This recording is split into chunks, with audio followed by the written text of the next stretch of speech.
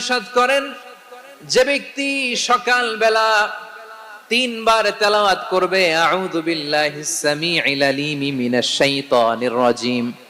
এরপরে সূরা হাশরের শেষ 3টি আয়াত তেলাওয়াত করবে, রব্বুল আলামিন ওই ব্যক্তির জন্য 70,000 ফেরেশতা নিয়োগ দিবেন যারা সারা দিন ওই লোকের জন্য মাগফিরাতের দোয়া করবে। শুধু এখানেই শেষ নয়, বিশ্বনবী ফরমান ওয়া ইন মাতা ফি যালিকাল ইয়াউমি মাতা শাহীদান, ওই দিন যদি ওই ব্যক্তিটা ইন্তেকাল করে সে শহীদ হয়ে কিয়ামতের দিন আল্লাহর সামনে দাঁড়াবে। সকালবেলা যদি পড়েন 3 বার আউযু বিল্লাহিস সামিউল আলিম মিনাশ শাইতানির রাজিম 3 বার পড়ে সূরা হাশরের শেষ 3 আয়াত যদি তেলাওয়াত করেন, তাহলে আপনার জন্য আল্লাহ তাআলা 70,000 ফেরেশতা নিয়োগ করবে। সারা দিন তারা আপনার জন্য মাগফিরাত